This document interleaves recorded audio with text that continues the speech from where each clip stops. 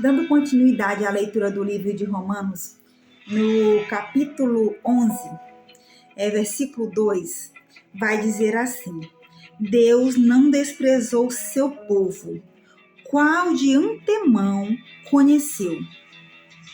Ou não sabeis o que a Escritura diz sobre Elias? Como ele clamou a Deus contra Israel, segundo afirma as Escrituras. Senhor, assassinaram os teus profetas e destruíram os teus altares, e somente eu permaneci. E agora procuram matar-me. Entretanto, que lhe declarou a resposta divina? Reservei para mim 7.000 homens que não se dobraram os joelhos diante de Baal. Versículo 5. Assim, pois, em nossos dias há igualmente um remanescente separado pela eleição da graça. Esse texto é, como eu já falei, nós estamos meditando no livro de Romanos, né? E o livro de Romanos foi escrito pelo apóstolo Paulo aos Romanos. Interessante, o que eu quero destacar aqui alguns pontos. Primeiro que Elias, ele vai diante do Senhor e vai falar para o Senhor que estavam matando os profetas do Senhor. E ele achava que ele era o único que tinha sobrevivido. Ele era o único. E aí Deus fala para ele: eu separei 7.000 homens. Ou seja, além de Elias, haviam ainda 7.000 homens que serviam ao Senhor. Profetas que serviam ao Senhor. E quando Elias vai falar com o Senhor, ele diz para o Senhor que os demais, que o povo de Israel estavam prostrados, adorando e sacrificando ao Deus Baal. E uma coisa que eu quero trazer aqui é que quem era Baal? Baal era um deus conhecido, né? O deus da fertilidade naquela época. Entre outros atributos atribuídos a Baal, o da fertilidade era um. Como acontecia o culto a Baal? As pessoas dançavam ao redor do altar, né, na frente do altar, e eles também sacrificavam crianças em prol de algo que eles desejassem. Imagine uma situação em que o profeta Elias se encontrava diante de Israel. Ele achava que ele era o único profeta que estava vivo, porque os demais haviam morrido, e os outros os que sobraram, que estavam lá, estavam sacrificando ao Deus Baal. E o Deus Baal era essa entidade que era adorado através de uma das formas de adoração que era oferecida a Baal, era o sacrifício de crianças. E uma coisa que é interessante saber também é que quando aquelas pessoas estavam ali adorando o Deus Baal e eles não eram respondidos, eles se cortavam, eles se automutilavam diante do altar, derramando o seu próprio sangue, porque não eram respondidos e eles queriam de alguma forma chamar a atenção de Baal. Mas trazendo essas informações aqui que eu estou trazendo, você pode dizer assim: mas naquela época eram feitos esse tipo de sacrifício, mas hoje não. Será que não? Será que não?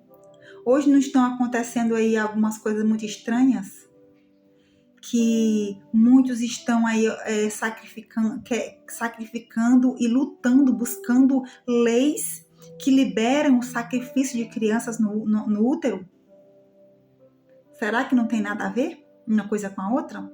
E aí, quando Deus fala para Elias que não tem mais aí outros 7.000 homens separados pelo Senhor para fazer a obra, para, ser profeta, boca de Deus naquela nação. E aí, Paulo, ele fecha no versículo 5 dizendo: assim, pois, em nossos dias há igualmente um remanescente separado pela eleição da graça. Queridos, nós não estamos só. Deus tem nesse tempo, nesse século, levantado homens e mulheres como instrumentos para propagar a verdade do reino de Deus, a verdade do evangelho. Não estamos sós. Por mais que muitos estão aí se perdendo na caminhada, perdendo o propósito, envergonhando o evangelho, escandalizando o evangelho, ainda existem homens e mulheres tementes ao Senhor que têm responsabilidade no reino de Deus e cumprem o seu chamado com excelência. Não estamos sós. Existem ainda remanescentes nesse tempo, de homens e mulheres que sacrificam sua vida diante do Senhor, diante do altar do Senhor, e não sacrificam a Baal, que não se rendem diante de Baal, diante do reino das trevas.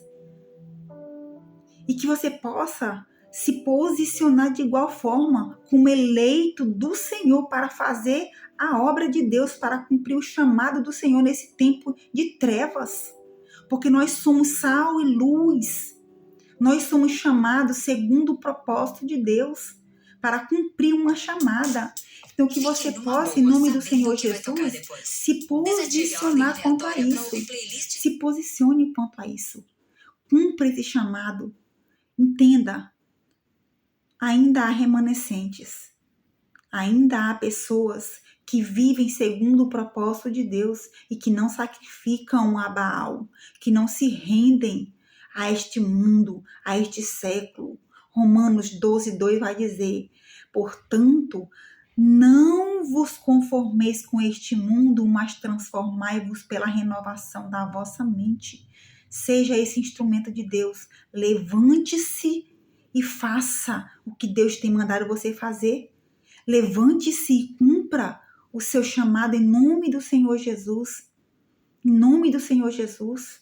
Você não está só. Deus levantou muitos outros homens e mulheres para cumprir esse chamado de levar o evangelho a toda criatura. Ide pregar o evangelho. Aquele que crê e for batizado será salvo. O nosso papel é ir e levar a palavra. O papel do Espírito Santo é convencer o homem do pecado, da justiça e do juízo. Amém? Então, que você fique com essa palavra. Tome posicionamento diante de Deus. Não pense como Elias, que está sozinho. Não.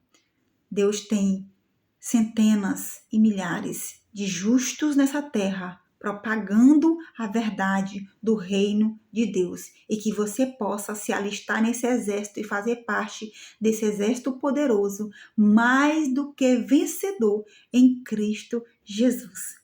Deus te abençoe, seja luz e que você possa iluminar, em nome do Senhor Jesus, os caminhos de outras pessoas, que aonde há luz, as trevas se dissipam.